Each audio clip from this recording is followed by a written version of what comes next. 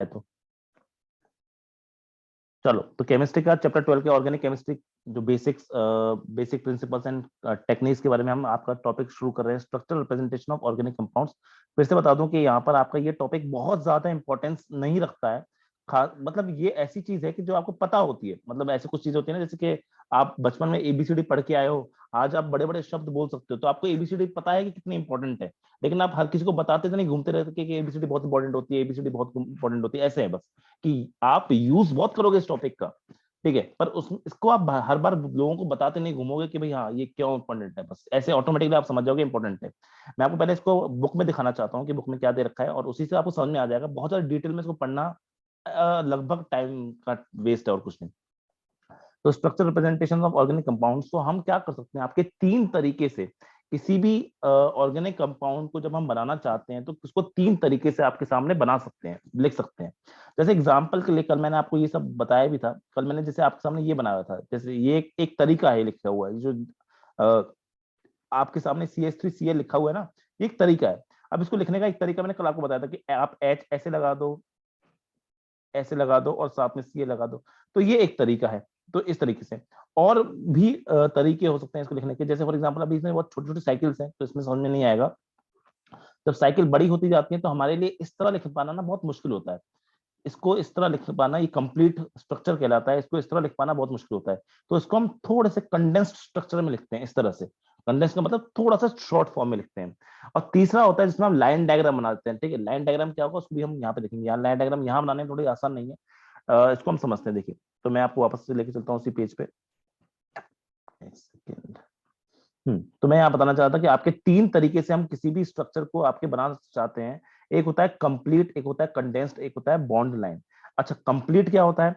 इसमें कुछ नहीं होता है, ये एक तरह का लुईस डॉट स्ट्रक्चर है। मतलब हम एक लुईस डॉट स्ट्रक्चर हम पढ़ के आए थे अपना, हमने चैप्टर नंबर 12 में, सॉरी चैप्टर नंबर 3 में, यानी सॉरी सॉरी 4 में केमिकल बॉन्डिंग में एक लुईस डॉट स्ट्रक्चर पढ़े थे, ठीक है। उस तरीके से हम रिप्रेजेंट कर सकते हैं, या फिर हम उसको डैश स्ट्रक्चर से रिप्रेजेंट कर सकते हैं, बॉन्ड लाइन स्ट्रक्चर से रिप्रेजेंट कर सकते हैं। बहुत सारे तरीके हैं, ठीक है। लेकिन हम जनरली अब लुईस स्ट्रक्चर को यहाँ पे नहीं बनाने वाले। लुईस स्ट्रक्चर में क्या करते थे, लेट्स से मैंने क्या बोला कि सी है, सी के ऊपर आपने 4 वैलेंस इलेक्ट्रॉन दिखा दिए, और आपने बोला कि मुझे इसको अटैच करना है एच के साथ में, तो एक एच ये रहा, एक एच ये रहा, एक एच ये रहा, और एक एच ये रहा। तो मैं क्या बोलूंगा कि ये इससे अटैच हो जाएगा, ये इससे अटैच हो जाएगा, ये इससे अटैच हो जाएगा, और ये इससे अटैच हो जाएगा। ये लुईस स्ट्रक्चर बन गया। फिर मैं कार्बन के ऊपर दिख रहा था, कार्बन के ऊपर पूरे 8 इलेक्ट्रॉन होने चाहिए, तो 1 2 3 4 5 6 7 8, इस वजह से क्योंकि शेयरिंग हो रही है तो कोवेलेंट बॉन्ड है। ये लुईस डॉट स्ट्रक्चर है। अब ये लुईस डॉट स्ट्रक्चर हम यहाँ पे इन सब इससे नहीं पढ़ेंगे। हम क्या करेंगे, इस डॉट को और इस डॉट को एक लाइन से रिप्रेजेंट कर देंगे, इस लॉन को, इस डॉट को एक लाइन से या डैश से रिप्रेजेंट कर देंगे, ये डैश से, इसको इसको इससे डैश से, ठीक है, इससे, जो कि आपका बॉन्ड होता है, पढ़ के आए पसंद कुछ, ठीक है। तो ये जब इस तरह से आप लिख पा रहे हो, CH4 को आपने जब 4 बॉन्ड से बनाया इस तरह से, तो इसको बेटा हम बोलते हैं आपका कंप्लीट स्ट्रक्चरल फॉर्मूला। इसको हम बोलते हैं आपका कंप्लीट स्ट्रक्चरल फॉर्मूला। अब दिक्कत ये है कि इस तरह से हम बार बार अगर चीजों को लिखते जाएंगे, इस तरह से अगर हम बार बार चीजों को लिखते जाएंगे तो हमारे लिए बड़ा प्रॉब्लम होगी लिखने में। तो इसको हम सिंपल कैसे लिखते हैं, CH4 ऐसे लिख देते हैं। CH4 इस तरह सिंपल फॉर्म लिख दिया। तो अब इसके बाद पढ़ लेते हैं। हमने यहाँ पे क्या बोल रखा है, the Lewis dot structure however can be simplified by representing 2 electrons covalent bond by dash. वही मैंने आपको बताया। Such a structure formula focuses on the electrons involved in a bond formation. A single dash represents a single bond, double dash is used for double bond, and triple dash represent triple bond. ये चीज मैं actually कल ही बता चुका हूँ आपको। अगर कोई लोन पेयर वहां बचा है, तो कोई अगर lone pair of electrons on hetero atoms, example oxygen, nitrogen और ये सब बचे हैं, तो उनको आप दिखा भी सकते हो। मतलब कल को मान लीजिए आपका ऑक्सीजन है, ऑक्सीजन डबल बॉन्ड बना रहा है सी के साथ में ऐसे, तो ऑब्वियसली इसके पास में अभी लोन पेयर बचे होंगे, ये लोन पेयर है इसके, ठीक है। लेकिन इन लोन पेयर को हम नहीं दिखाते अपने स्ट्रक्चर में, ठीक है। 10 इथेन जो कि C2H6 होता है, ethene C2H4, ethyne C2H2, methanol CH3COH can be represented by the following structure formulas. कौन से स्ट्रक्चर फॉर्मूलाज, तो मैं इनको दिखा सकता हूँ आपके स्ट्रक्चर फॉर्मूलाज जिसमें आपके बॉन्ड दिखाई देंगे। इस तरह से देखिए, ये आपके क्या दिख रहे हैं, बॉन्ड। जैसे मैंने आपके सामने अभी 2 मिनट पहले CH4 बनाया था, तो मैंने CH क्या किया, C, एक H, एक H, एक H, ये एक H, तो ये हो गया आपका मीथेन, ये हो गया आपका मीथेन। तो इसको मैंने बोला मीथेन का ये क्या हो गया, complete structural formula. Complete structural formula का मतलब क्या होता है, जब आप किसी भी चीज को उसके सारे बॉन्ड से रिप्रेजेंट करते हो, single bond, double bond, triple bond, अगर कुछ भी बॉन्ड आ रहा है तो अगर आप पे आप बॉन्ड से चीजों को अटैच करते हुए दिखाते हो तो उसको हम बोलते हैं आपका कंप्लीट स्ट्रक्चरल फॉर्मूला। तो अगर मैं इसी चीज को वहां लिखना चाहूँ तो हम क्या लिख सकते हैं यहाँ पे आपका, डॉट के आते हैं व्हाइट बोर्ड पे। तो हम तीन तरीके से प्रेजेंटेशन कर सकते हैं। एक होता है complete structural formula, complete structural formula. इसमें हम क्या करते हैं, we use single bond, double bond, triple bond. मतलब हम इसको एक तरह से था, थोड़ा सा अगर हम बोलना चाहें, इसकी डेफिनेशन वेफिनेशन आपसे नहीं पूछेगा एग्जाम में, इसलिए आपको चिंता करने की जरूरत भी नहीं है। ये एक तरह का क्या है, मॉडिफाइड लुइस डॉट स्ट्रक्चर है, मॉडिफाइड लुइस डॉट स्ट्रक्चर है। जहां पर हम जहां पर हम आपके अगर जहां पर हम आपका सिंगल बॉन्ड को हम एक सिंगल डैश से रिप्रेजेंट करना चाहेंगे, जहां पर हम आपके डबल बॉन्ड को एक डबल डैश लाइन से ज्वाइन करना चाहेंगे, ठीक है, और ट्रिपल बॉन्ड को हम ट्रिपल डैश लाइन से रिप्रेजेंट करना चाहेंगे किसी भी एटम को जोड़ने के लिए।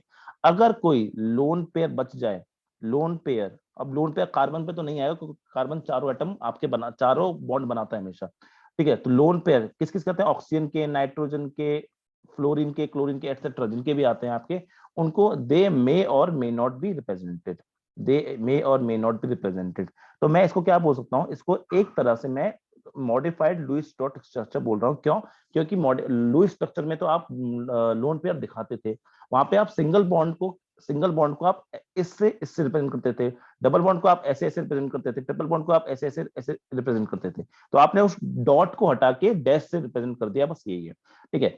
अगर हम लिखना चाहते हैं जैसे मीथेन, तो अभी एक्चुअली में नाम अगर आपको याद ना आ रहे हो, नाम कैसे, वैसे ये सब हमने क्लास 10 में पढ़ रखा है, मीथेन वीथेन किस लिखते हैं, लेकिन नहीं भी आता तो थोड़ी देर रुक जाएंगे, हम IUPAC नॉमेनक्लेचर पढ़ेंगे तो समझ में आ जाएगा।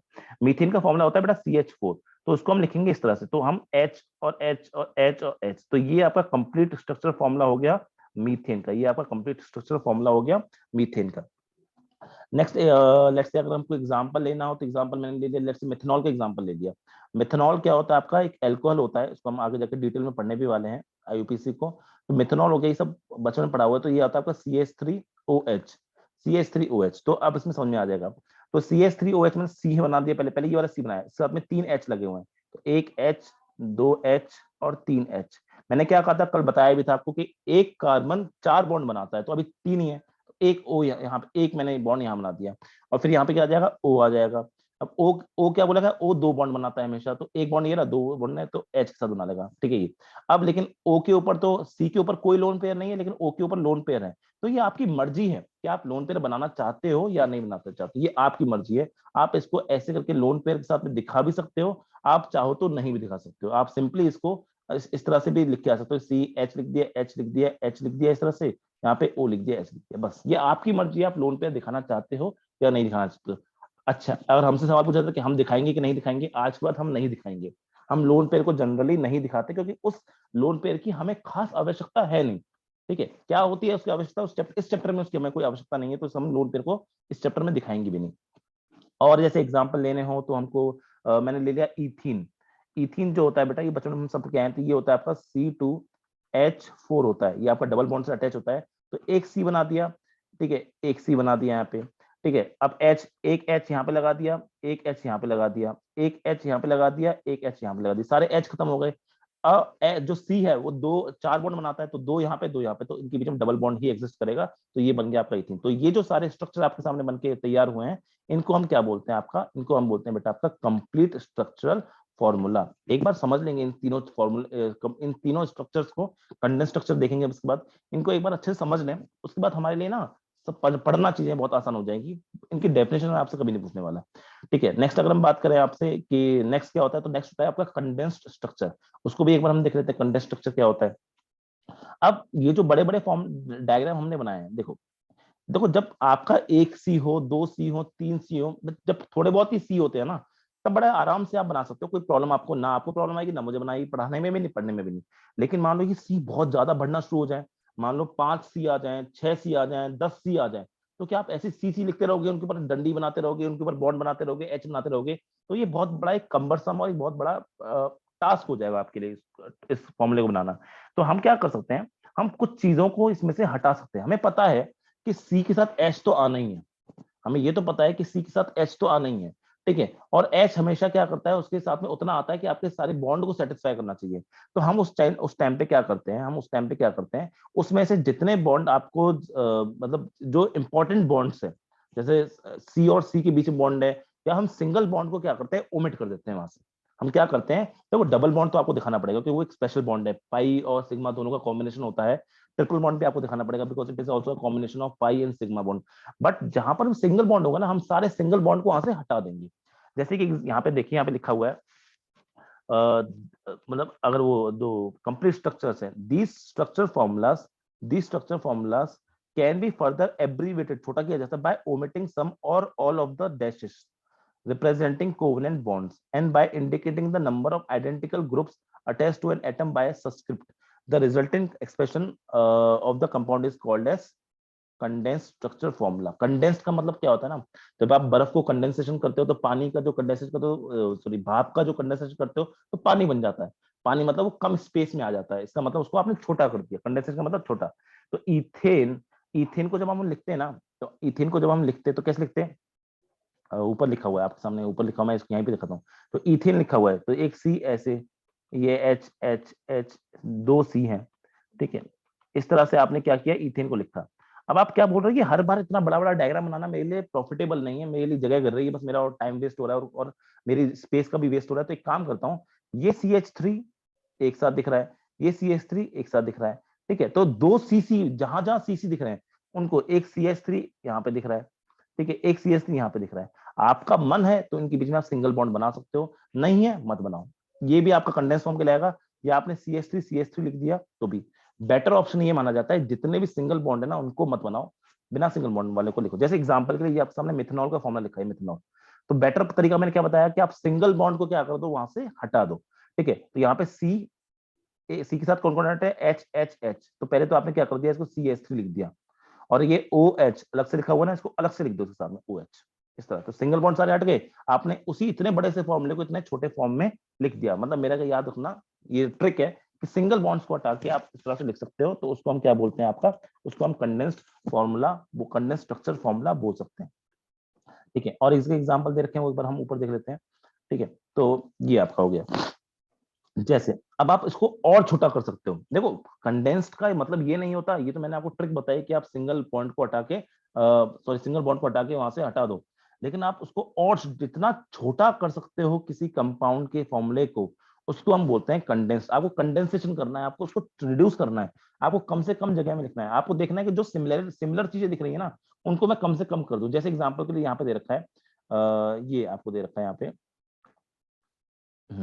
यहाँ पे दे रखा है आपको ये, कि एक इतना सा बड़ा सा फॉर्मूला, मैंने आपको ये बताया ना, जब 5-10 सी आ जाएंगे तब क्या करोगे आप। तो देखो यहाँ आप क्या देख रहे हो कि ये CH3 है, ये एक एंड पे CH3 है, ये एक एंड पे CH3 है, ये दोनों सेम टू सेम जैसे, लेकिन इनके बीच में देखो CH2 CH2 CH2 CH2 CH2 CH2, सब के सब सेम जैसे दिख रहे हैं। तो ये इतने बार लिखने के बजाय हर जगह जब CH2 ही आ रहा है तो उसको मैं एक साथ लिख दूं ना, और गिन लूं 1 2 3 4 5 6, तो मैं CH2 6। तो इससे क्या हो गया, इतना बड़ा जो फॉर्मूला आप लिख रहे थे उसको आपने थोड़ा सा रिड्यूस फॉर्म में या कंडेंस्ड फॉर्म में आपने उसको लिख दिया, उसको आपने रिड्यूस फॉर्म में या उसको आपने कंडेंस्ड फॉर्म में आपने उसको लिख दिया। तो ये क्या कहलाता है, this is called as condensed structure formula. तो इसमें हम कुछ नहीं करने वाले, कोई हार्ड एंड फास्ट रूल नहीं है कि सिंगल बॉन्ड को ही हटाना है, आप हटा किसी को भी सकते हो, बस आपको उसको छोटे फॉर्म में लिखना है। ये जो होता है ना स्ट्रक्चर, कंडेंस्ड स्ट्रक्चर फॉर्मूला, ये थोड़ा सा कम इंपॉर्टेंट है, मैं आपको बता दूं। तो कंडेंस्ड स्ट्रक्चर फॉर्मूला है वो थोड़ा सा कम इंपॉर्टेंट है, क्योंकि ज्यादा यूजफुल नहीं है। क्यों यूजफुल नहीं है, क्योंकि इसको बनाने के बाद में आपको उसके स्ट्रक्चर के बारे में, उसके शेप के बारे में, उसकी प्रॉपर्टी के बारे में कोई आइडिया नहीं रहता। प्लस ये आप सिर्फ तभी इस्तेमाल कर सकते हो स्ट्रक्चर फॉर्मूला को जब ये आपको बहुत ज्यादा सिमिलैरिटी हो चीजों में। अगर बहुत ज्यादा सिमिलैरिटी नहीं है, एक कंपाउंड के अंदर बहुत सारी चीजें सेम टू सेम नहीं है, तो फिर आप ये थोड़ी ना करोगे उस टाइम पे कि भाई आपने बस लिख दिया, क्योंकि उस टाइम पे सबको आपको अलग अलग लिखना पड़ेगा, फिर से बड़ा ही पड़ जाएगा। एक और प्रॉब्लम है इस बात में कि आप इसको ब्रांचिंग में इस्तेमाल नहीं कर सकते। देखो हमें यहाँ पे प्रॉब्लम्स और हमें यहाँ पे इनकी क्या अच्छी बातें क्या बुरी बातें वो नहीं पढ़नी है, बट मैं आपको दिमाग में एक आइडिया डाल रहा हूँ कि आपका कंडेंस स्ट्रक्चर फॉर्मूला अक्सर ज्यादा यूजफुल नहीं माना जाता, बिकॉज ये आपके शेप के बारे में कोई आइडिया नहीं देता, ये आपको चेन के बारे में कोई आइडिया नहीं देता, ये आपको उसके साइकिल के बारे में, स्ट्रक्चर के बारे में कोई आइडिया नहीं देता। प्लस आप इसको सिर्फ तब इस्तेमाल ज्यादा करते हो जब आपके पास लॉन्ग साइकिल हो, सॉरी लॉन्ग चेन्स हो, और उसमें आपके सिमिलर सिमिलर पार्ट बहुत ज्यादा हो। अगर थोड़े बहुत भी डिसिमिलर पार्ट आ गए तो इसका कुछ खास इस्तेमाल आप कर नहीं सकते, तो इसका कुछ यूज भी नहीं रहेगा। इसको एक बार मैं वहां पे लिख देता हूँ आपके सामने। तो नेक्स्ट हो जाएगा आपका कंडेंस्ड स्ट्रक्चर फॉर्मूला। नेक्स्ट हो गया आपका कंडेंस्ड स्ट्रक्चर फॉर्मूला। इसमें बस आपको दिमाग ये लगाना है कि आपको फॉर्मूला को क्या करना है बेटा, बस छोटा करना है और कुछ नहीं। Condensed structural formula. तो बड़ी चीजों को जितना छोटा कर सको उसको हम बोलते हैं कंडेंसेशन या कंडेंस्ड फॉर्म। ठीक है, तो इसमें हम क्या करते हैं, ठीक है, इसमें वन और more types of similar bonds can be omitted. Omitted का मतलब उनको आप हटा सकते हो उनकी जगह से, कैन बी ओमिटेड, उनको हटा के आप omitted to write it in abbreviated form. Abbreviated का मतलब क्या होता है, छोटे फॉर्म में। इसको दूसरे नाम से क्या बोलते हैं, और कंडेंस्ड फॉर्म। छोटे फॉर्म में आपको लिखना है। जैसे कि अभी आपने एग्जांपल ले लिया, एग्जांपल में अपन लिया कि आपका इथेन ले लिया। ठीक है, इथेन को अगर आप बनाने जाओगे तो ये तो बहुत ज्यादा बड़ा नहीं होता, बस एग्जांपल समझ रहे हैं। तो CH, इस तरह लिखा है, तो इसको इस तरह लिखना हमें थोड़ा सा सूट नहीं कर रहा है, तो हम इसको क्या करेंगे, थोड़ा इजी करने के लिए हम बोलेंगे ये सेम है, ये सेम है, तो इसको हम CH3 और CH3 लिखते हैं। एक बच्चे ने मेरे से बोला, जब मैंने ये चीज पढ़ा रहा था, तो एक बच्चे ने मुझसे डाउट पूछा, सर आपने ये बोला कि इसको हम और छोटा कर सकते हैं, कैसे कर सकते हैं, कि मैं इसको CH3 ट्वाइस भी तो लिख सकता हूँ, CH3 ट्वाइस भी लिख सकता हूँ। तो आंसर है हाँ, लिख सकते हो, कोई दिक्कत नहीं। इसीलिए मैं बोल रहा हूँ कि कंडेंस्ड फॉर्म जो है वो थोड़ी सी गंदी फॉर्म है, क्योंकि आप उसको किसी भी तरीके से लिख सकते हो, किसी भी तरीके से लिख सकते हो छोटा बनाने के लिए, लेकिन इससे आपकी ना जो नॉलेज है वो ऑटोमेटिकली उतनी ही कम होती जाती रहती है, क्योंकि आपको जो इन्फॉर्मेशन मिल रही है उसके फॉर्मूला से वो आपको उतनी ज्यादा नहीं मिलेगी एज कम्पेयर कि आपको जो कंप्लीट स्ट्रक्चर फॉर्मूला से मिल रही थी। और एग्जाम्पल अगर इसको हम यहाँ पे देखें तो कोई बड़ी साइकिल के लिए, ठीक है, जैसे मैंने यहाँ पे लिख दिया आपका लेट्स से मैंने यहाँ पे लिख दिया आपका हेक्सेन लिख दिया। हेक्सेन का जब आप बनाने जाओगे ना तो बेटा आप उसमें कितने होते हैं, 6 C होते हैं, 6 C इस तरह से। ठीक है, तो 1 2 3 4 5 है, तो यहाँ पे एक H, ये हो गया कंप्लीट स्ट्रक्चर फॉर्मूला जो मैं आपके सामने बना रहा हूँ, ये कंप्लीट वाला है। ठीक है, ये है कंडेंस्ड और ये है कंडेंस्ड। ठीक है, तो ये आपको यहाँ पे H, यहाँ पे H, यहाँ पे H, यहाँ पे H, यहाँ पे इस तरह से H, यहाँ पे इस तरह से H, यहाँ पे इस तरह से H, यहाँ पे इस तरह से H, और यहाँ पे एक H, 3 H बनने चाहिए क्योंकि 4 बनाने में चाहिए। तो ये हो गया आपका कंप्लीट वाला। इसको मैं अगर कंडेंस करना चाहता हूँ तो कैसे कर सकता हूँ, तो देखिए सर ये रहा CH3 और एक ये रहा CH3, तो CH3 यहाँ पे लिख दिया, और एक सी और बीच में क्या है CH2 4 बार CH2 CH2 और यहाँ पे CH2, और ये क्या है आपका CH3। तो बेटा ये जैसे जिस तरह से ये कंडेंस्ड फॉर्म था और ये भी कंडेंस्ड फॉर्म था, उसी तरीके से ये भी क्या है, एक तरह का कंडेंस्ड है। कंडेंस्ड का मतलब बस ये है कि आपने छोटा कर दिया, ये कंडेंस्ड है। लेकिन एक बच्चे ने बोला कि सर क्या मैं इसको और छोटा कर सकता हूँ, क्या मैं इसको और कंडेंस कर सकता हूँ। आंसर है बिल्कुल कर सकते हो, क्योंकि आप देख रहे हो कि CH2 जो सेम टू सेम आ रहा है, ये अलग अलग है, जो अलग अलग है उनको अलग लिख रहे हैं। तो CH2, यहाँ पे CH3 कितने बार आ रहा है, 4 बार, यहाँ पे CH3। तो ये भी क्या है, ये भी एक और ज्यादा कंडेंस्ड फॉर्म है। लेकिन मैं फिर से कंडेंस फॉर्म बहुत ज्यादा अच्छी नहीं मानी जाती केमिस्ट्री में, बिकॉज इससे आपकी जो इन्फॉर्मेशन मिल रही है अबाउट द कंपाउंड वो उतनी कम होती जाती है। नेक्स्ट और लास्ट है आपका जो होता है बॉन्ड लाइन स्ट्रक्चर या बॉन्ड लाइन स्ट्रक्चर फॉर्मूला। उसके बारे में अगर हम देखें, बॉन्ड लाइन स्ट्रक्चर या बॉन्ड लाइन स्ट्रक्चर फॉर्मूला क्या होता है, ये थोड़ा सा अच्छा है, ये काफी अच्छा माना जाता है, और इसको हम बहुत ज्यादा यूज करेंगे जब हम आगे ऑर्गेनिक केमिस्ट्री पढ़ने जाएंगे ना बेटा, तो उसमें बहुत ज्यादा बहुत ज्यादा मैं बोलूँ ना उसको हम यूज करेंगे आगे जाके। क्या होता है सुनिए, ठीक है, तो इसको हम क्या करते हैं, for further simplification organic chemist use another way of representing the structure in which only lines are used. Only lines are, ये बड़ा प्यारा सा चीज है, इसको मैं आपको समझाता हूँ यहाँ पे। देखिए उसने बोला कि देखिए आपके सामने इस तरह से लिखने से ना चीज थोड़ी सी गंदी लग रही है और कुछ नहीं, इस तरह से चीजें लिखने में थोड़ा सा आपको नॉलेज नहीं मिल रही कि आप क्या करने वाले हो।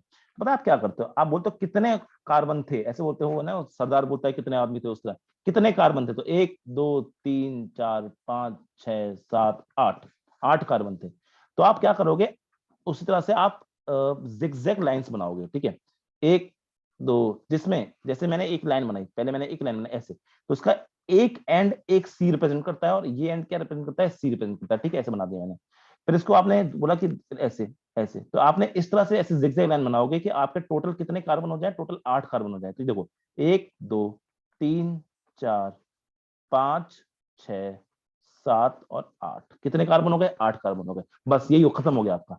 अब आप बोलोगे सर इसमें तो मुझे एच नहीं दिख रहा, कुछ और दिख ही नहीं रहा।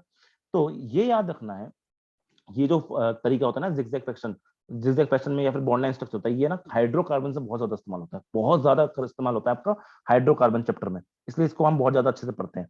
तो इसमें फायदा क्या होता है, इसमें बस इसका ऑटोमेटिक समझ में आना चाहिए बच्चे को कि यहाँ पर एक कार्बन बैठा हुआ है, यहाँ पे भी कार्बन बैठा हुआ है, यह सब कार्बन है, डॉट्स जो है, मैं डॉट्स बनाऊंगा नहीं, बस मैं आपको अभी के लिए समझा रहा हूँ, ये सब कार्बन रिप्रेजेंट करता है। और एच जितना होगा वो ऑटोमेटिकली बच्चा समझना चाहिए कि एच कितना चाहिए। देखो यहाँ पे सी कितने बॉन्ड बना चुका है, एक बॉन्ड बना चुका है, तो अभी कितने बॉन्ड और बना सकता है, 3। वो तीनों ऑटोमेटिकली क्या मान लोगे आप, तीनों एच के साथ में ही है, ये ऑटोमेटिक मान लोगे आप। जैसे कि सी है, ये अभी कितने बॉन्ड बना चुका है, 2 बॉन्ड बना चुका है। अगर ये 2 बॉन्ड बना चुका है तो ऑटोमेटिकली आप क्या मान लोगे, इसमें कितने एच और आएंगे, 2 एच और आएंगे। ऐसे ही इस पे भी 2 एच आएंगे, इस पे भी 2 एच आएंगे, इस पे भी 2 एच आएंगे, इस पे भी 2 एच आएंगे, इस पे भी 2 एच आएंगे, इस पे भी, और इस पे क्या आएंगे, 3 एच आएंगे। इसमें मैं बस क्या करता हूँ, इसमें आपके हाइड्रोजन एटम्स को आई एम नॉट शोइंग, इसमें I am just omitting all the hydrogen atom. अच्छा सर, कल को अगर कार्बन आ गया तो, या कल को अगर मेरा डबल बॉन्ड आ गया तो, हाँ जब ऐसी चीजें आ जाएंगी तो आपको वहां पे उन एटम्स को दर्शाना पड़ेगा। लेट्स से एग्जाम्पल के लिए मुझे इसमें किसी जगह ऑक्सीजन दिखाना है, ठीक है, ऑक्सीजन तो बेटा डबल बॉन्ड से जुड़ता है, ऑक्सीजन तो आपका डबल बॉन्ड से जुड़ता है ना। मान लो मुझे किसी भी जगह पे ऑक्सीजन दिखाना है कि ऑक्सीजन जुड़ा हुआ है, लेट्स से कि मेरा ऑक्सीजन यहाँ पे कहीं बीच में है, तो ऑक्सीजन को मुझे यहाँ पे बनाना पड़ेगा, इस तरह से बनाएगा, ऑक्सीजन को बना दूंगा मैं इस तरह से। हाँ ऑक्सीजन 2 बॉन्ड बनाता है। अब जब आप एच सोचोगे तो इसके पास इस वाले कार्बन के पास में एक भी एच नहीं, क्यों, क्योंकि 1 2 3 4 बॉन्ड बन गए, खत्म। अगर कोई जैसे फॉर एग्जांपल मुझे लास्ट वाले पे एन बनाना है, तो मैं यहाँ पे ऐसे करके एन बनाऊंगा, एच नहीं दिखाऊंगा। बस मेरा कहने का मेन मुद्दा क्या है कि मुझे एच नहीं दिखाना है बस, और बाकी मैं सब दिखाता रहूंगा, ठीक है, ये हो गया। अच्छा सर मुझे मान लो आपका इसमें बीच में कहीं डबल बॉन्ड दिखाना है, जैसे एग्जांपल मैं लेता हूँ आपका और इजीनेस कर देता हूँ इस क्वेश्चन पे।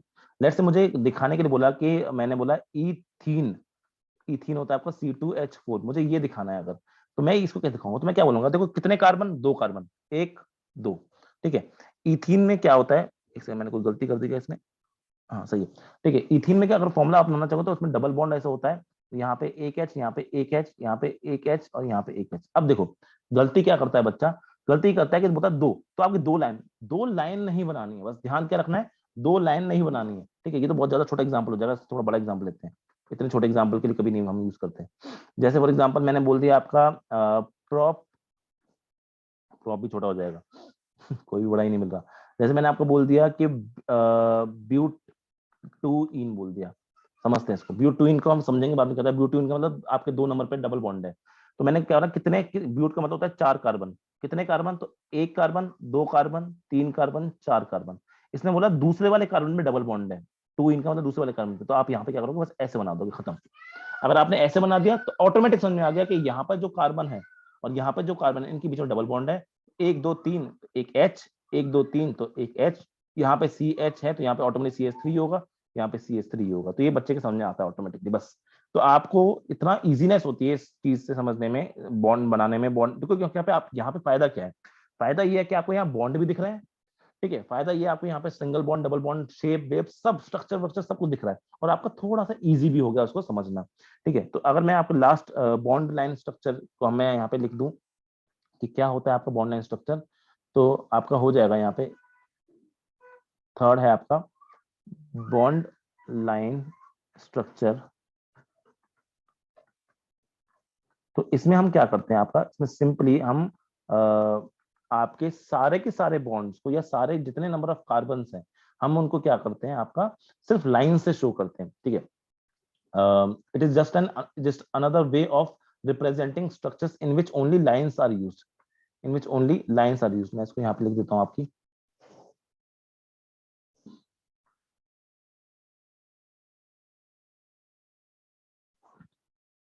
ये इंपॉर्टेंट स्ट्रक्चर है तो इसको अच्छे से पढ़ना होगा आपको, मेंशन कर देता हूँ मैं इसको यहाँ पे। तो ये आपका इसमें क्या होता है, in this bond line structure representation, in this bond line structural representation of organic compounds, carbon and hydrogen atoms are not shown and the lines representing carbon carbon bonds are drawn in a zigzag fashion, जैसे मैंने अभी आपको समझाया था, ये भी समझा दिया आपको। नेक्स्ट जो चीज है इसमें जो है, अगर आपके और एटम्स आते हैं, जैसे ऑक्सीजन आ गया, जैसे नाइट्रोजन आ गया, या आपका क्लोरीन आ गया, तो उनको हम दिखाएंगे, उनको हम दिखाएंगे, ठीक है। उनको हम स्पेसिफिकली, उनकी अगर हम बात करेंगे तो उनको हम यहाँ पे बना के दिखाएंगे, उसमें उनको हम नहीं छुपा सकते, उनको हम नहीं छुपा सकते आपका, ठीक है। तो उनको तो हम बना के दिखाएंगे, ठीक है। सिर्फ कार्बन और हाइड्रोजन की बात हो रही है यहाँ पे कि उनको हम छुपा सकते हैं, बाकी सबको हमें दिखाना पड़ेगा, ठीक है। अगर कोई फंक्शनल ग्रुप आ जाए, अगर कोई फंक्शनल ग्रुप आ जाए, तो उस केस में आप क्या कर सकते हो उसको, उस केस में आप उसको बना सकते हो। लेट्स से एग्जांपल ले लेते हैं, ठीक है। जैसे एग्जांपल ले लिया मैंने, 3 मिथाइल ऑक्टेन का एग्जांपल लेता हूँ, मैं आपको इसको समझाता हूँ यहाँ से। कहाँ गया, लेट्स से मेरे पास में एग्जांपल है 3 मिथाइल ऑक्टेन, और इसकी मैं आपको समझाना चाहता हूँ कि इसका मुझे क्या बनाना है, बॉन्ड लाइन स्ट्रक्चर बनाना है। तो कैसे बनेगा देखिए। तो सबसे पहले मैं क्या करूंगा, यहाँ पे 3 मिथाइल ऑक्टेन का मतलब क्या है, इसका मतलब होता है आपका कि ये ऐसे है आपकी कि कितने कार्बन है, तो 1 2, ये सब छोटी छोटी चीजें हम बचपन में पढ़ के आए हैं, नहीं पढ़ के आए तो अब कोई डरने वाली बात नहीं है, सब हम पढ़ेंगे वापस से, ठीक है। 1 2 3 4 5 6 7 और 8, ये ऑक्टेन बना दिया मैंने। इसके थर्ड कार्बन पे आपका मिथाइल लगाओ, मिथाइल का मतलब होता है CH3 ग्रुप, ठीक है। बाकी जगह क्या हो जाएगा, CH3 हो जाएगा, यहाँ पे एंड पे CH3 होता है, बाकी सब जगह CH2। यहाँ पे एक ही H आएगा क्योंकि यहाँ पे 4 बॉन्ड बनाना है, यहाँ पे CH2, यहाँ पे CH2, यहाँ पे CH2, यहाँ पे CH2 और आखिरी में CH3। तो ये इसका एक तरह से कंडेंस स्ट्रक्चर बोल सकते हो आप इसको, या कंप्लीट स्ट्रक्चर भी बोल सकते हो, बड़ा ये काफी। अगर मुझे इसको बनाना है एक बॉन्ड लाइन स्ट्रक्चर से, मैं क्या करूंगा, कितने कार्बन, 1 2 3, स्ट्रेट लाइन पकड़नी है, 1 2 3 4 5 6 7 8, तो मैं 8 कार्बन दिखाऊंगा। तो 1 2 3 4 5 6 7 8, मतलब एक बार गिन लेता हूँ, 1 2 3 4 5 6 7, और मेरा यहाँ पे 8 कार्बन हो गए। अब इसने क्या बोला, थर्ड वाले कार्बन पे CH3 लगा हुआ है, तो 1 2 3 ये, तो इसमें CH3 लगा हुआ है, लेकिन मैं CH3 को सिर्फ एक डंडी से रिप्रेजेंट करूंगा, मैं यहाँ पर C नहीं लिखूंगा, H नहीं लिखूंगा, कुछ नहीं लिखूंगा। क्यों, मैंने आपको पहले ही बोल रखा है कि कार्बन और हाइड्रोजन को मुझे दिखाना नहीं है। तो यहाँ पे C और कार्बन, कार्बन और हाइड्रोजन ही तो आ रहा है, तो मैं ऐसे, तो ये ऑटोमेटिकली आप समझ जाओगे, इसको देखते ही आपके मन में फीलिंग क्या आएगी, यहाँ CH3 है, यहाँ CH2 है, यहाँ CH है, और यहाँ पे CH3 है, यहाँ पे CH2 है, यहाँ पे CH2, यहाँ पे CH2, यहाँ पे CH2, यहाँ पे CH3। ये होगा क्या आपका, ये हो गया आपका बॉन्ड लाइन स्ट्रक्चर, ठीक है। बॉन्ड लाइन स्ट्रक्चर बहुत ज्यादा यूजफुल है बेटा। इसका मतलब ये है, आज के बाद हम बॉन्ड लाइन स्ट्रक्चर का इस्तेमाल करेंगे तो उसमें हम कहीं H नहीं दिखा रहे अगर, तो इसका मतलब आपको ऑटोमेटिकली समझ जाना है कि वहां पे आपका H उतनी गिनती है जितनी आपकी नंबर ऑफ बॉन्ड को सेटिस्फाई करना है, तो ये आपको अच्छे से समझ में आना चाहिए। चलिए, बहुत अच्छी बात है, आगे बढ़ते हैं इसके बाद में, ठीक है। यही आपका बुक में दे रखा है, तो आप बना भी सकते हो, बहुत इजी चीज है, ठीक है। बहुत सारे तरीके हैं, मान लो कल को एक फंक्शनल ग्रुप आ गया, लेट्स से कल को एक फंक्शनल ग्रुप आ गया, मैं आपका उसका भी एग्जांपल ले लेता हूँ। कल को मान लो एक फंक्शनल ग्रुप आ गया, ऑक्सीजन आ गया, कोई हेलोजन आ गया, ब्रोमीन आ गया लेट्स से, तो उसका एग्जांपल मैं आपके सामने अगर लिखूं, तो मान लो मुझे ये इसका बनाना है, ठीक है। ये क्या है, CH3 CH BR CH2 CH3, इसका मुझे बनाना है। तो कुछ नहीं करना, आप पहले कार्बन गिनो, 1 कार्बन 2 कार्बन 3 कार्बन 4 कार्बन, ठीक है। तो 4 कार्बन थे, 1 2 3 4 बना दिए, ठीक है। ये आपने बना दिया सिर्फ कार्बन कार्बन। अब H को नहीं दिखाना है, C को नहीं दिखाना है, तो अब एक Br अलग से दिख रहा है, और Br मुझे कहाँ दिख रहा है, Br मुझे दूसरे पे दिख रहा है, यानी 1 और 2 Br दिख रहा है ना मुझे यहाँ पे। तो मैं H और C के अलावा जितने भी आएंगे उन सबको मुझे बनाना पड़ेगा, तो यहाँ पे Br मैं इस तरह से दिखा दूंगा। इस तरह से Br बनाने का मतलब है कि मेरा Br इस वाले C के साथ में अटैच है, बाकी जहां पे भी जो भी नहीं दिख रहा है वो ऑटोमेटिक C और H से सेटिस्फेक्शन फॉर्म में आपको बना देना है। तो आई होप कि ये आपको बॉन्ड लाइन स्ट्रक्चर समझ में आ गया, काफी इंपॉर्टेंट है, और बाकी चीजें तो हम आगे इसके बाद पढ़ेंगे। चलिए आगे देखते हैं इसके बाद में।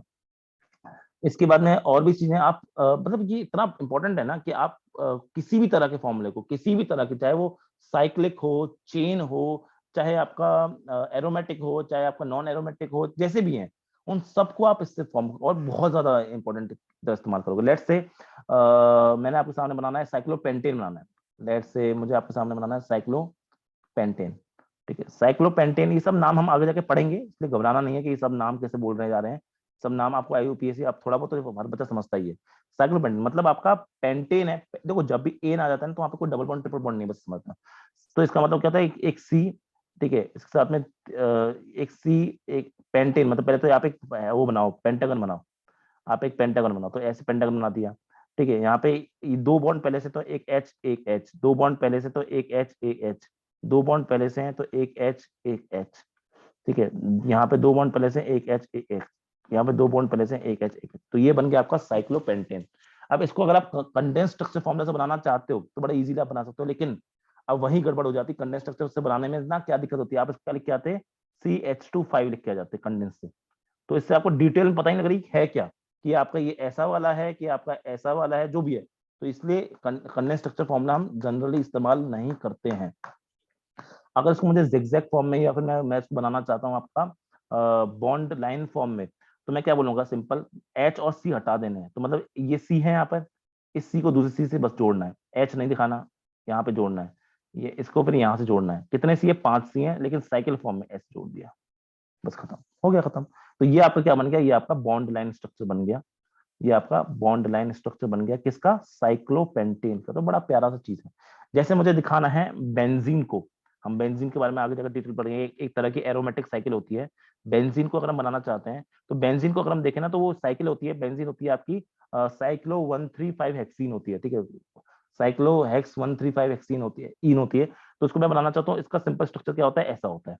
आपने इसको ऐसे बनाया, ऐसे बनाया, ऐसे बना दिया, ठीक है, और आपको इसमें डबल बॉन्ड्स आते हैं, तो किसी भी जगह 3 डबल बॉन्ड आते हैं, ऐसे बॉन्ड, ऐसे बॉन्ड, ऐसे बॉन्ड, ठीक है। ये हो गया आपका बॉन्ड लाइन स्ट्रक्चर। आज के बाद हम हमेशा बेंजीन को ऐसे ही बनाएंगे, ठीक है। बेंजीन का एक और तरीका होता है, वो हम अभी नहीं देखेंगे, वो हम एरोमेटिक में दिखाऊंगा मैं आपको।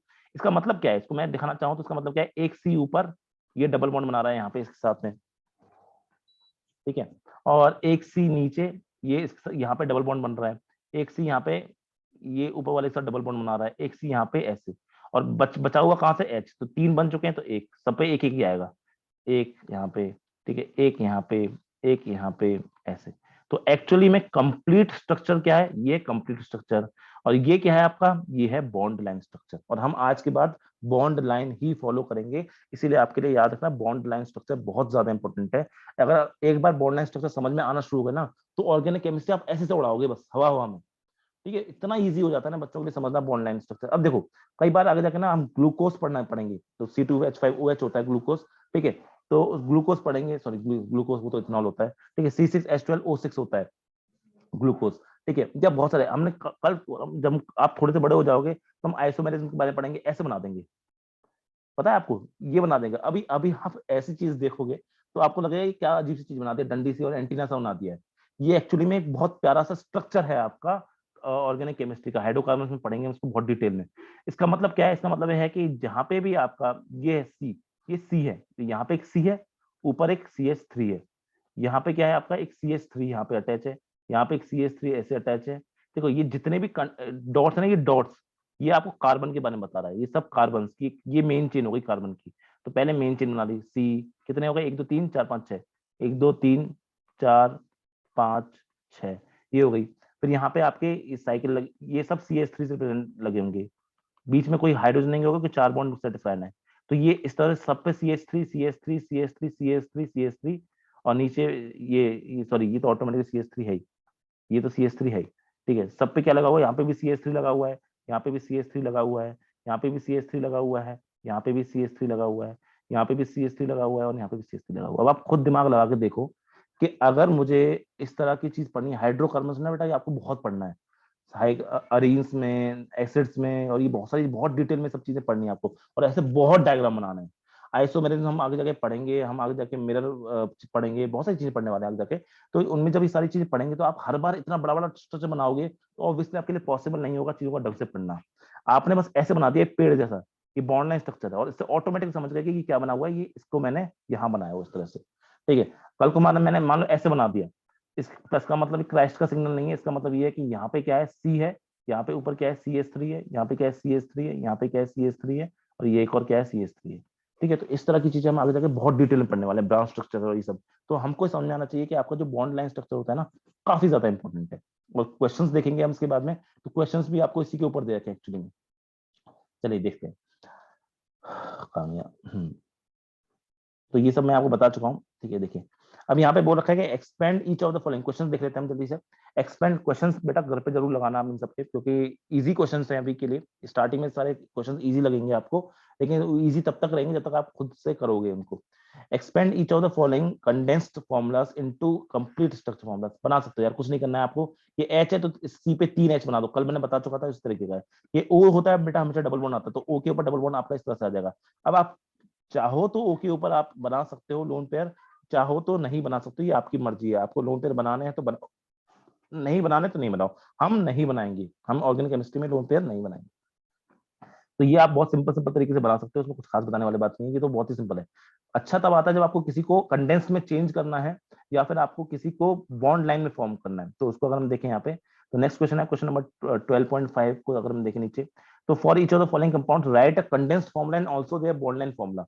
तो देखो मैं इसको एक बार आपके सामने खुद ही बना कर बताता हूँ, ये वाला ठीक है। कंडेंस तो यार आप बच्चा बच्चा लिख लेगा इसका, तो बस कंडेंस में क्या लिखना है, सिमिलर पार्ट कौन सा है, कि कौन सा पार्ट है जो मुझे सिमिलर दिखाई दे रहा है। तो यहाँ पे सी एच 1 2 3 4, इसको हटा देना बीच में, ठीक है। तो ये सारे सेम दिख रहे हैं ना, तो पहले CH2, और यहाँ पे क्या आ जाएगा आपका, यहाँ पे 4 दिख रहा है, तो ये 4 लिख दिया, और यहाँ पे क्या लिख दिया, यहाँ पे अपन ने OH लिख दिया, ठीक है। OH को HO लिख दे, उससे कोई फर्क नहीं पड़ता।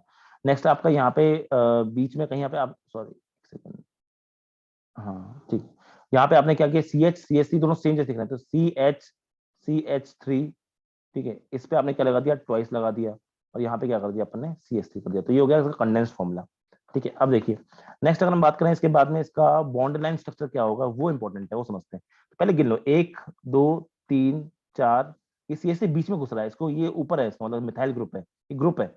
तो पहले 1 2 3 4 5, ठीक है, ये भी बीच में है 6, तो 6 की, तो 1 2 3 4 5 6, तो 1 2 3 4 5 6। अब ध्यान देंगे जो लास्ट वाला है, यानी ये सबसे पहले वाले पे क्या है, OH लगा हुआ है, तो यहाँ पे हम क्या करेंगे, यहाँ पे इसके साथ में हम यहाँ पर लिख देंगे आपका ऐसे करके OH लगा देंगे, ऐसे करके लिख देंगे आपका OH, ठीक है। इसका मतलब ये है इसके साथ OH जुड़ा हुआ है। याद रखना ये डंडी बनाना जरूरी है, अगर आप डंडी नहीं बनाओगे तो आपको पता ही लगे, आप डंडी बना भी सकते हो नहीं बना सकते हो, उससे कोई खास फर्क पड़ेगा नहीं, ठीक है, ये हो गया, क्योंकि ऑब्वियसली इसका मतलब यहाँ पे C है, ठीक है। यहाँ पे अगर लिख दिया, उसके बाद में आप देख रहे हो कि 1 2 3 4, चौथे पे आपका CH3 लगा हुआ है, यानी 1 2 3 4, चौथे पे आपका CH3, और CH3 को हम सिर्फ एक डंडी से रिप्रेजेंट कर देंगे।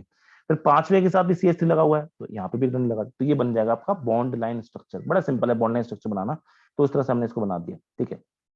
और एग्जाम्पल है, आप अपनी तरफ से एक बार ट्राई करना, मैं इसको एक बार जल्दी देख लेता हूँ दिखाने के लिए, याद रखना क्वेश्चन इंपॉर्टेंट है ये। तो ये सब मैंने आपको सामने पहले बता दिया, वो तो कंडेंस्ड फॉर्मूला तो हो ही गया। बॉन्ड लाइन में मैंने आपको बता दिया, बॉन्ड लाइन में आपको इस तरह से बनाना पड़ेगा। तो उसने यहाँ पे एक बार चेक कर लेते हैं कि हमने सही सीखा था नहीं सीखा था। तो देखो यहाँ पे हो गया आपका 1 2 3 4 5 6 हो गए, ठीक है। चौथे और पांचवे पे आपका ऐसे डंडी थी, और ये मैंने OH के साथ जुड़ा दिया था, ठीक है, ये हो गया। नेक्स्ट है आपका यहाँ पे ये होगा आपका CH2 CN twice OH, तो ये आपका यहाँ पे लिखा हुआ इसका, ये आप बना सकते हो। नेक्स्ट है expand each of the following bond line formulas to show all the atoms including the carbon atom. थोड़ा सा बड़ा सवाल हो जाएगा ये, और थोड़ा सा टाइम वेस्ट है, टाइम वेस्ट आप अभी इसलिए कर रहे हो ताकि आपको समझ में आ जाए चीजें। तो आपको कुछ नहीं करना, जहां जहां सी लगा दिया, सी लगा दिया, सी लगा दिया, सी लगा दिया, यहाँ पे सी लगा दिया, यहाँ सी लगा दिया, यहाँ सी, यहाँ सी, यहाँ सी। अब आप जितनी जगह बची है, जितने बॉन्ड खाली है, जैसे इस सी को 3 बॉन्ड बनाना है, तीनों बॉन्ड किससे जोड़ दोगे आप, H से जोड़ दोगे, बस ऐसे कर देना कुछ नहीं। बाकी हर जगह जितने बॉन्ड, जैसे इसको एक H चाहिए तो इसको एक H चाहिए, इसको एक H चाहिए तो इसको एक H, इसको 2 H चाहिए तो इसके यहाँ पे 2 H यहाँ पे आपने बना दिए। तो इस तरह से आप सारे बॉन्ड्स पे, इसका मतलब क्या है कि यहाँ पे एक सी, यहाँ पे एक सी, यहाँ पे एक सी, यहाँ पे एक सी, यहाँ पे एक सी, CH3 हो जाएगा। यहाँ पे एक H बचा है अभी तो CH हो जाएगा, यहाँ पे 2 H बचे CH2 हो जाएगा, यहाँ पे एक H हो जाएगा क्योंकि 4 बॉन्ड बनाना है, सॉरी 4 बॉन्ड तो बना चुका ना, ये 3 बॉन्ड पीछे बना रखे हैं और एक बॉन्ड ऊपर, तो यहाँ पे ये पास एक खाली है तो H बन जाएगा। तो इस तरह से आप इन सबको एक्सपेंड कर सकते हो, बड़ा इजी है इन क्वेश्चंस को करना। तो एक बार सारे क्वेश्चन प्लीज आप खुद से ट्राई कर लेना, काफी इंपॉर्टेंट क्वेश्चन है ये सब आपके वही मना बता रखे हैं। नेक्स्ट टाइप है आपका 3 dimensional representation of organic molecules. ये भी ठीक ठाक चीज है, मैं फिर से बता दूं, ये सब चीजें ना थोड़ा सा कम बताई जाती हैं स्कूलों में भी, और ऐसे बता देते बच्चा अपने आप समझ जाए। कभी कभी क्या होता है बच्चा अपने आप समझ जाए। अब देखिए, याद करिए वो जमाना, याद करिए वो जमाना जब आपको मैंने टेट्राहेड्रल क्या बोलते हैं आपका शब्द बोल ट्राइगोनल प्लेनर, ठीक है, वी शेप, ये सब मैंने आपको पढ़ाए थे किसी टाइम पे। ठीक है, अगर हम बात करें लौट के आए हैं आपके CH4 पर, लौट के आए अगर आपके CH4 पर मीथेन पर, तो मीथेन का जो बेटा जो स्ट्रक्चर होगा वो होगा, एक H ऊपर होगा, एक C ऐसे होगा, एक H ऐसे होगा, एक H ऐसे होगा। इसको मैंने आपको ऐसे बता दिया था, इसको मैंने नाम क्या दे दिया था, इसका नाम दे दिया था मैंने टेट्राहेड्रल, टेट्राहेड्रल शेप दे दिया था। पर जितना इजी आपको ये दिख रहा है ना, उतना इजी है नहीं। एक्चुअली पता है कैसा ये, आप मेरी उंगली को देखना, ये एक्चुअली में ऐसा है। देखो नीचे वाली, सिर्फ मैं नीचे वाली की बात कर रहा हूँ, नीचे में 3 है पार्ट, सिर्फ नीचे वाली, ये आपके सामने से ऐसा है, ऐसा। तो आपको क्या, आपको तो सामने से 3 उंगलियां दिख रही हैं, तो एक्चुअली आपके दिमाग में ये बात आनी चाहिए कि एक एक बॉन्ड आपका आगे की तरफ है, एक बॉन्ड पीछे की तरफ है, और एक प्लेन में है। ठीक है, ये ऐसे है, ये आपका ऐसे ऐसे नहीं है, ये तीनों तीनों आपके एक प्लेन में नहीं है, मतलब ये इस तरह से लाइन नहीं है, ये ऐसे नहीं है, ये आपकी ऐसे है। ठीक है, जैसे एक कुर्सी के नीचे आपके 3 पैर हो, उस तरह से। ठीक है, 3 पैर वाली कुर्सी होती है ना, उस तरह की है ये, इस तरह की। तो इसमें क्या होता है ना, एक बॉन्ड बिहाइंड होता है आपका, पीछे की तरफ होता है, इनसाइड द प्लेन होता है। अब जब एक इनसाइड द प्लेन होता है तो उसको हम कैसे दिखाते हैं, तो वहां पे हम यूज करते हैं वेजिस का। बहुत ही 3D फॉर्म में दिखाना कि अगर मन हो इसी चीज को, अगर 3D फॉर्म में दिखाने का मन है, तो हम यहाँ पे यूज करते हैं आपका 3D यूज करते हैं। तो उसमें हम कैसे कैसे बताएंगे कौन सा पीछे है, कौन सा आगे है। तो ये आपको नीचे देखिए, ये आपको यहाँ पर बना रखा है, देखिए वेड, इसको हम बोलते हैं वेड एंड डैश रिप्रेजेंटेशन। तो यहाँ पर जो आपका डैश होता है, इसने थोड़ा सा अजीब तरीके से बना रखा है बुक ने। ठीक है, आप ऐसे बना सकते हो, ये हो गया आपका। ठीक है, तो देखिए इसमें क्या बोला उसने कि सी है, एच है, ये तो आपका सामने है, कोई दिक्कत नहीं। दो चीजें तो आपकी सेम प्लेन में हो सकती है, जैसे मैंने ऐसे बनाया तो एक तो ऊपर की तरफ है, तो दो, कोई भी दो आपके सेम प्लेन में होंगे। बस कोई दो हैं तो एक आगे की तरफ है आपका प्लेन से, और एक पीछे की तरफ है, ऐसे एक आगे एक पीछे। तो उनको कैसे दिखाना है, तो जो आगे की तरफ होता है, जो मैं मान लो ऑब्जर्वर हूँ, मैं मान लो ऑब्जर्वर हूँ, तो मैं पेपर को देख रहा हूँ ना। मैं जब पेपर को देख रहा हूँ अपने सामने, तो पेपर में से एक बाहर की तरफ आता हुआ होगा और एक अंदर की तरफ आता होगा। जो बाहर की तरफ आता हुआ होगा ना, उसको मैं बनाऊंगा आपको सॉलिड डैश से, उसको मैं बनाऊंगा आपका सॉलिड वेज से, इसको सॉलिड वेज भी बोलते हैं। वेज का मतलब कुछ नहीं होता बेटा, वेज होता है इस तरह की चीज को हम वेज बोलते हैं। ठीक है, इस तरह की चीज को हम वेज बोलते हैं। तो सॉलिड वेज से इसको बनाता हूं मैं। ठीक है, डार्क वेज भी बोलते हैं कभी कभी इसको, सॉलिड वेज। ये क्या है, आपकी तरफ, यानी पेज से बाहर। ये हो गया आउटवर्ड प्लेन। जैसे हमने डॉट और क्रॉस पढ़े थे फिजिक्स में, उस तरह से ये आउटवर्ड प्लेन में हो गया। और दूसरा क्या होगा, दूसरे को हम ऐसे बना देते हैं। ठीक है, कुछ किताब आप इसको कैसा ही बना सकते हो, आप बड़ा से छोटा बनाओ, छोटे से बड़ा बनाओ, आपको बस डैश बनाना है, और यहाँ पे मैंने कर दिया एच। इसका मतलब क्या होगा, ये वो वाला एच है जो प्लेन के अंदर है। ये क्या हो गया आपका, ये इनसाइड द प्लेन हो गया, ये इनसाइड द प्लेन हो गया। तो जो आपका ऐसे स्ट्रक्चर बन रहा था, ठीक है, ये ऐसे बना आपका, ठीक है, सॉरी ऐसे। तो ये तो आपके उसी प्लेन में, एक अंदर की तरफ है, एक बाहर की तरफ है। जो अंदर की तरफ है उसको आप डैश वाले बेस से दिखाओगे, और जो बाहर की तरफ है उसको आप क्या दिखाओगे, उसको आप दिखाओगे इस उससे। तो एक बार अपनी कॉपी में जब भी आप नोट्स बनाओगे ना, तो बस ये वाला डायग्राम बना लेना, बस खत्म। आप जब अपने नोट्स बनाओगे, डैश और वैश 3D रिप्रेजेंटेशन करना होगा ना, तो आपको कुछ नहीं करना, आपको बस ये वाला फिगर बना लेना। अगर आपने ये वाला फिगर बना लिया, it is more than sufficient for you to understand. बस एक बार पहले ये बना देना, मैं भी बता रहा हूँ, ताकि आप जब नोट्स बनाओ तो ये आपको सारी बातें सुनाई दे। ठीक है, तो आप एक बार ये बनाना, उसके बाद उसको बोलना है टेट्राहेड्रल शेप का है। ठीक है, इसमें एक एज बिहाइंड द प्लेन होता है, इनसाइड द प्लेन होता है, और एक आउटवर्ड द प्लेन होता है। आउटवर्ड का मतलब टुवर्ड्स ऑब्जर्वर, ये रहा, हाँ, आउटवर्ड का टुवर्ड्स ऑब्जर्वर, और इनसाइड का मतलब अवे फ्रॉम ऑब्जर्वर। अवे वाले को हम डैश वैच से दिखाते हैं, और उसको हम उससे दिखाते हैं। तो ये छोटे छोटे ऑब्जेक्टिव एग्जाम्स में ये सवाल पूछा जा सकता है। फिर से कहूँ, बहुत ज्यादा एग्जाम पॉइंट ऑफ व्यू से इंपॉर्टेंट नहीं है, लेकिन फिर भी कभी कभी एग्जाम में ये चीजें पूछ ली जाती है, तो उसके लिए अपने आप को ऑब्वियसली प्रिपेयर तो आपको रखना ही होगा। ठीक है, नेक्स्ट है, और ये टॉपिक काफी ज्यादा इंपॉर्टेंट है बेटा, बहुत बहुत बहुत ज्यादा इंपॉर्टेंट भी कहो ना, तो उससे भी ज्यादा इंपॉर्टेंट है ये टॉपिक। तो ये है आपका क्लासिफिकेशन ऑफ ऑर्गेनिक कंपाउंड। क्योंकि इससे पहले जितनी भी हमने चीज पढ़ी है ना, कभी कभी स्कूल में या किसी किसी जगह पे वो चीज पढ़ाई भी नहीं जाती, क्योंकि ऐसा माना जाए बच्चा अंडरस्टूड है। ठीक है, या फिर आपका ऑटोमेटिकली जैसे हम पढ़ते जाते हैं ना, उसके साथ में ऑटोमेटिक उसके साथ ही बता देते हैं कि हाँ ऐसा होता है, तो ऐसा होता है। लेकिन ये जो हम पढ़ने वाले हैं आपका क्लासिफिकेशन ऑफ ऑर्गेनिक कंपाउंड, तो very very very important topic. और आपको अगर ये समझ में नहीं आया, तो आपको आगे IUPAC नॉमेनक्लेचर में भी तकलीफ हो सकती है। इसलिए इस टॉपिक को हमें बहुत ज्यादा अच्छे से समझना है। तो हम नेक्स्ट टॉपिक देख रहे हैं आपका क्लासिफिकेशन ऑफ ऑर्गेनिक कंपाउंड्स।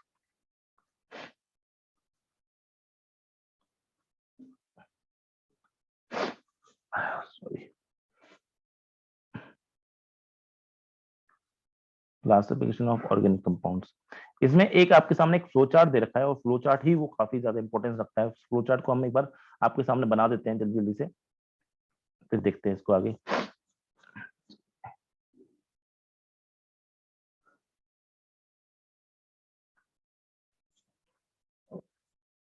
तो अगर हम क्लासिफिकेशन ऑफ ऑर्गेनिक कंपाउंड्स की अगर बात करें तो ये आपके सामने एक छोटी सी टेबल है।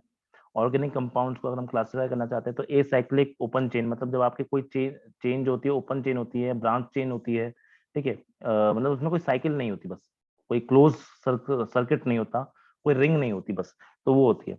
नेक्स्ट अगर हम बात करें तो साइक्लिक या क्लोज चेन या रिंग, जहां पे मतलब सिर्फ साइकिल्स मिलती हैं। तो याद रखना एक सवाल तो सबसे पहले ये बनता है, क्या जो एरोमेटिक होती है क्या वो आपकी ओपन चेन में एग्जिस्ट कर सकती है? तो सवाल पहले ही खत्म हो जाएगा, क्योंकि एरोमेटिक कंपाउंड्स ना बेटा बहुत इंपॉर्टेंट होते हैं। क्लास 12th में हम एरोमेटिक कंपाउंड का एक अलग चैप्टर पढ़ेंगे, एरोमेटिक नाम से हम अलग चैप्टर पढ़ेंगे, ठीक है। तो इसलिए एरोमेटिक कंपाउंड बहुत ज्यादा इंपॉर्टेंट है आपके लिए, उसमें खासकर बेंजीनॉइड जो है ना, ये बहुत ज्यादा इंपॉर्टेंट है आपके लिए, ठीक है तो सारे इंपॉर्टेंट, पर बेंजीनॉइड और नॉन बेंजीनॉइड भी इंपॉर्टेंट है, पर ये बहुत ज्यादा इंपॉर्टेंट है। एलिसाइक्लिक थोड़ी सी कम इंपॉर्टेंट है, पर इसका मतलब ये नहीं कि हमें पढ़नी नहीं, पढ़ना तो इस साल तो हमें सब कुछ पढ़ना है। तो साइकिल ओपन ओपन चेन का मतलब कि इसमें कोई आपकी रिंग नहीं बन रही, कोई साइकिल नहीं बन रही। साइकिल में फिर हमारे दो टाइप होते हैं, एलिसाइक्लिक और एरोमेटिक। एलिसाइक्लिक में भी दो टाइप होती है, होमोसाइक्लिक जिसमें आपके सेम तरह के एलिमेंट्स हो, हेट्रोसाइक्लिक जो कि हम नॉन, इसको हमें बोलना चाहिए नॉन एरोमेटिक एलिसाइक्लिक, ठीक है, नॉन नॉन एरोमेटिक हेट्रोसाइक्लिक। इसमें क्या होता है ना, साइकिल होती है, नॉन एरोमेटिक भी होती है, प्लस उसमें सबसे बड़ी बात क्या है कि उसमें एक स्पेशल एलिमेंट और अलग से लगा हुआ है, जैसे उसमें नाइट्रोजन लगा हुआ है, उसमें आपका फ्लोरीन क्लोरीन ब्रोमीन कुछ लगा हुआ है, उसमें ऑक्सीजन लगा हुआ है, तो कुछ हेट्रो एटम्स अगर उसमें जुड़े हुए हैं तो उसको हम क्या बोलते हैं, आपका उसको हम बोलते हैं हेट्रोसाइक्लिक नॉन एरोमेटिक कंपाउंड, ठीक है, ओके। नेक्स्ट हो गया आपका बेंजीनॉइड, जो एरोमेटिक होता है। एरोमेटिक में बेंजीनॉइड देखो, अगर कुछ ना, अगर सारे के सारे सेम टाइप के एलिमेंट्स जुड़े हुए हैं, यानी सिर्फ कार्बन और हाइड्रोजन जुड़ा हुआ है, तो उसमें हम बेंजीनॉइड स्ट्रक्चर यूज कर लेते हैं, ठीक है। नॉन बेंजीनॉइड, बेंजीनॉइड और नॉन बेंजीनॉइड का मतलब हम समझेंगे एरोमेटिक। एरोमेटिक का मतलब क्या होता है ये समझेंगे, काफी इंपॉर्टेंट है, इसको हम अलग से ही देखेंगे, ठीक है।